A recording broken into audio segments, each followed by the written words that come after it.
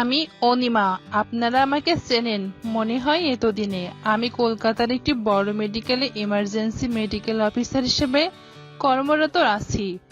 আমার বয়স 30 বছর, বিবাহিত, বাচ্চা কাচ্চা নেই এখনো। কর্মস্থলে আমাকে মাঝে মাঝে নাইট ডিউটি করতে হয়। সারা রাত কাজ করার পর বাসায় এলে শরীর বেশ টায়ার্ড থাকে।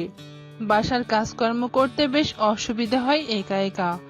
এজন্য আমি আর আমার বর একটা কাজের ছেলে রেখেছি। কাজের ছেলের নাম লাম্বা, বয়স 20 বছর। ও আমার ঘরের ধোয়া মোছা, ছোটখাটো ফরমাইশ পালন করা, বাজারে যাওয়া এসব কাজ করে। ও থাকাতে আমার কাজের বেশ সুবিধা হয়। চাকরি করার আর ঘর সামলাতে পারি ঠিক মতো। একদিন নাইট ডিউটি করার পর সকাল 7টায় বাসায় ফিরলাম। ফিরে শরীর খারাপ লাগার কারণে আমার বরকে অফিসের জন্য ডেকে দিয়ে আমি ঘুমিয়ে পড়লাম। পিঠটা বেশ ব্যথা করছিল। 10টায় ঘুম ভেঙে গেল। উঠে পড়ে গোসল সেরে নাস্তা করে নিলাম। পিঠের ব্যথাটা না কমায় টিভি দেখতে দেখতে পিঠটা মালিশ করার চেষ্টা করছিলাম। হাতে কাজ না থাকায় লাম্বাও আমার সাথে টিভি দেখছিল। আমাকে কষ্ট করে পিঠ মালিশ করতে দেখে বলল, কাকিমা কি হয়েছে, কোনো সমস্যা? আমি বললাম, এই তো পিঠটা একটু ব্যথা করছে, তাই একটু মালিশ করার চেষ্টা করছিলাম। ও বলল, আপনি চাইলে আমি আপনার পিঠ মালিশ কইরা দিতে পারি কাকিমা। আমি বেশি কিছু চিন্তা করলাম না, ভাবলাম ও মালিশ করে দিলে আর এমন কি সমস্যা, পিঠের যন্ত্রণায় মাথায় আর কিছু আসছে না। আমি বললাম, আচ্ছা ঠিক আছে, মালিশ করে দে। ও বলল, তাহলে আপনি শোয়ার ঘরে চলেন, আমি আসছি। আমি বললাম, শোয়ার ঘরে কেন? ও বলল, আপনি না শুয়ে থাকলে আপনার পিঠে মালিশ করে দিব কেমনে? কথাটা খারাপ শোনালেও আমার মনে হলো ওর কথার পিছনে যুক্তি আছে। তাই আর কিছু বললাম না। জিজ্ঞেস করলাম ও কোথায় যাচ্ছে। উত্তর দিল এই বলে, মালিশ করণের জন্য তেল লাগবো তো, তেল আনতে যাই পাকঘরে। হালকা গরম তেল দিয়া মালিশ করলে খুব আরাম পাইবেন। ওর কথা শুনে আমি মেনে নিলাম। শোবার ঘরে গিয়ে আমি বিছানায় বসে রইলাম।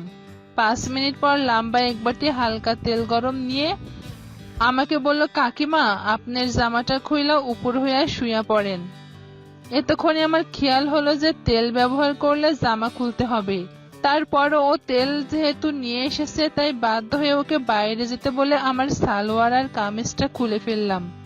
শুধু ছোট জামা আর প্যান্টটা পরা অবস্থায় বিছানায় উপর হয়ে শুয়ে ওকে আসতে বললাম। লাম্বা ঘরে ঢোকার সাথে সাথে ওকে যেন একটা ভিমড়ি খেতে দেখলাম আমাকে দেখে। লাম্বা খাটের পাশে দাঁড়িয়ে আমার পিঠ মালিশ করতে লাগলো। বেশ কিছুক্ষণ পরও কোনো উন্নতি না দেখে আমি ওকে আরো জোর করে মালিশ করতে বললাম। লাম্বা বলল, কাকিমা দাঁড়াইয়া মালিশ করার কারণে জোর দিতে পারতেছি না, আমি কি খাটের ওপর উইঠা মালিশ করুম? আমি বললাম, কর। লাম্বা খাটের উপর উঠে ওর 2 হাঁটু আমার 2 পাশে রেখে বসলো। ওর এভাবে বসাতে আমি চমকে উঠে পেছনে তাকালাম। তাকিয়ে আরো চমকে উঠলাম এই দেখে যে ও ওর গেঞ্জিটা খুলে ফেলেছে। আমি ওকে জিজ্ঞেস করলাম, এই গেঞ্জি খুলেছিস কেন? ও বলল, কাকিমা গেঞ্জিতে তেল লাগলে দাগ উঠবো না, তাই খুলছি। আমি আর কিছু বললাম না, শুয়ে পড়লাম। ও আমার কাঁধের নিচ থেকে বেশ যত্ন করে মালিশ করা শুরু করলো আর বলল, এখন ঠিক আছে কাকিমা? আমি বললাম, ঠিক আছে। ও মালিশ করতে করতে নিচে নামতে লাগলো। একটু পরও বলল, কাকিমা আপনার ছোট জামাটা খুলবেন নাকি, অসুবিধা হইতেছে করতে। আমি একটু হকচকিয়ে গেলে সামলে নিলাম। ভাবলাম কি আর হবে, উপর হয়েই তো আছি। আমি ওকে খুলতে বলতেই ও এক ঝটকায় আমার খুলে ফেললো আর মালিশ করতে শুরু করলো। আধা ঘন্টা পর ও আমার পুরো পিঠ মালিশ শেষ করে ফেললো। তারপর বেশ সাহস নিয়েই যেন আমাকে আদেশ দিল, কাকিমা এইবার সোজা হন, আপনার সামনের দিকটা মালিশ কইরা দেই। বলে আমার উপর থেকে নেমে কোনো কিছু বুঝে ওঠার আগেই আমাকে সোজা করে দিল। খুব দ্রুত ঘটে যাওয়া ঘটনাতে আমি হতভম্ব হয়ে গেলাম। আমি কিছু বলার আগেই ও খুব তাড়াতাড়ি আমার উপর উঠে বসলো। আমি চোখ রাঙিয়ে ওর দিকে তাকালাম। কিছু বলার আগে ও বলল, খালি পিঠ করলে সামনে ব্যথা করব, তাই সামনেও করা দরকার। শেষ করতে দেন, আরাম পাইবেন। বলেই ও আমার পেটে তেল মালিশ করা শুরু করে দিল। আমি ভাবলাম এখন আর না করে কি হবে, করুক। ও ধীরে ধীরে আমার বুকের দিকে এগোতে লাগলো। আমি বুঝতে পারলাম ও কি চাই, তারপর ওকে বাধা দিলাম না। কেন দিলাম না আমি নিজেও শিওর না। অবধারিত ঘটনাটা একটু পরেই ঘটলো। ও ওর দুই হাত দিয়ে আমার ডাবে মালিশ করতে লাগলো। দেখতে পেলাম ও চোখ বন্ধ করে আছে, আর ওর মুখে আনন্দের ছাপ। ওর চেহারা দেখে আমার হাসি পেল, আর আমি মুচকি হাসলাম। 10 মিনিট পর আমি হেসে বললাম, কি রে, আর কত করবি? ব্যথা কমানোর জায়গায় ব্যথা ধরিয়ে দিচ্ছিস তো। অনেক হয়েছে, এখন ঘরটা ঝাড়ু দিতে যাও। ও চলে গেলে আমি শুয়ে রইলাম। ব্যথা কমে যাওয়াতে বেশ আরাম লাগছিল। কোন থেকে যেন একটু ঘুমিয়ে পড়েছিলাম। আধা ঘন্টা পর ঘুম ভাঙতে আমি টের পেলাম যে আমার পেটের নিচে একটা বালিশ দেয়া, আর আমি উপর হয়ে শুয়ে আছি। লাম্বা আমার পিঠের নিচে একটা বালিশ করছে। বললাম, কে রে, ঝাড়ু দেয়া শেষ? ও বলল, হ্যাঁ কাকিমা। আমি আর কিছু বললাম না। কিছুক্ষণ পর ও আমাকে জিজ্ঞেস না করেই আমার বাগান খুলে ফেললো আর মালিশ করতে লাগলো। আমি ওর সাহস দেখে অবাক হয়েও কিছু বললাম না, কারণ আমার ভালোই লাগছিল। আর ভাবলাম, ঘরের ভেতর কি হচ্ছে তা বাইরের কেউ না জানলে সমস্যা কি। একটু পর আমি টের পেলাম ও আমার পেটের নিচে হাত দিয়ে আমার কোমরটা একটু উঁচু করলো। আমি বললাম, এই কি করছিস? ও বলল, কিছু না কাকিমা। বলার সাথে সাথে টের পেলাম ও ওর শরীরটা দিয়ে আমার ধাক্কা দিল। আমি কিছু টের পেতেই ওর খেলোয়াড়টা আমার খেলোয়াড়ের ভিতর ঢুকে গেল। আমি আটকে উঠে সামনে এগিয়ে গিয়ে পার পেতে চাইলাম, কিন্তু ও আমার কোমরটা ধরে রাখাতে এগুতে পারলাম না। এভাবে 1 মিনিট গেল। ও আর আমাকে খেলে চললো। ছুটতে না পেরে আমি ওর দিকে তাকিয়ে ওকে জোরে ঝাড়ি দিলাম। এই কি করছিস জানিস তুই? তোর কত বড় সাহস! কোন সাহসে তুই আমাকে খেলতে গেলি?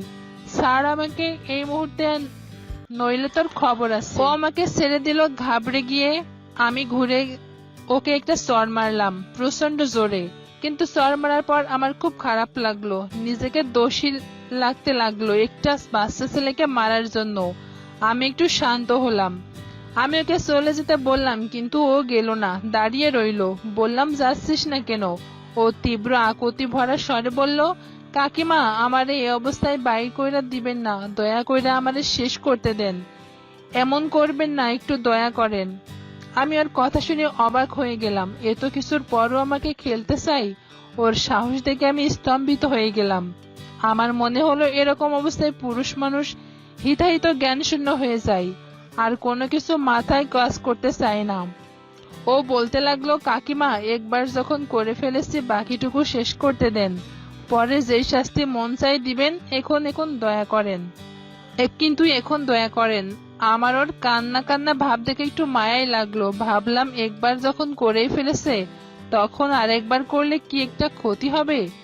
পরে মনে হয়েছে ওকে থাপ্পড় মারাটা আমার এই সিদ্ধান্ত এর দিকে নিয়ে এগিয়েছিল। আমি বললাম, আচ্ছা ঠিক আছে। একটা দীর্ঘশ্বাস ছেড়ে আমি বিছানায় শুয়ে পড়লাম আর ওকে আমার উপর আসতে বললাম। কিন্তু ও বলল, কাকিমা, কেমনে করছিলাম অমনে করি। আমি ওর কথা শুনে মনে মনে হেসে ফেললাম। বললাম, আচ্ছা ঠিক আছে বলে 2 হাত আর 2 হাঁটুতে ভর দিয়ে খাটের ওপর দাঁড়ালাম। আরো খেলতে শুরু করলো। আমিও এনজয় করতে শুরু করলাম। প্রায় 15 মিনিট খেলার পর এই সময় আমার মোবাইলে ফোন এলো। দেখলাম আমার বরের ফোন। আমি লাম্বাকে খেলা থামাতে বললাম। আমি আমার স্বামীর সাথে কথা বলতে লাগলাম। আমি ঘড়ির দিকে তাকিয়ে দেখলাম 12:30 বেজে গেছে, আর রান্না বান্না কিছুই করা হয়নি, সব কাজ বাকি। আমি বললাম, লাম্বা, আর বেশি দেরি করিস না, তাড়াতাড়ি কর, সব কাজ পড়ে আছে তো। ও বলল, কাকিমা, আর তো এমন সুযোগ পাবো না কোনোদিন আপনারে খেলার, তাই আজকে মন ভইরা খেলা লই। আমি বললাম, হ্যাঁ বাবা, সত্যি, পরে খেলতে দিব, এখন তাড়াতাড়ি শেষ কর। দেখলাম খুশিতে ওর চোখ দুটো জল করে উঠলো। ওর চেহারায় এই দৃশ্য দেখে আমি না হেসে পারলাম না। তারপর খেলা শেষ করলাম। লাম্বাকে বললাম তাড়াতাড়ি গোসল করে নিয়ে বাজারে যেতে হবে। ও বলল, কাকিমা, গোসল আপনার সাথে করি? আমি বললাম, আজকে না, পরের দিন করিস। ও হাসি দিয়ে চলে গেল। আমি ঘড়ির দিকে তাকিয়ে দেখলাম 2টা বেজে গেছে। হাতে এক ফোঁটা সময় নেই। তাই গোসল না করে, কাপড় চোপড় না পরে রান্না করতে চলে গেলাম। একটা মুচকি হাসি দিয়ে আমি রান্না করতে লাগলাম।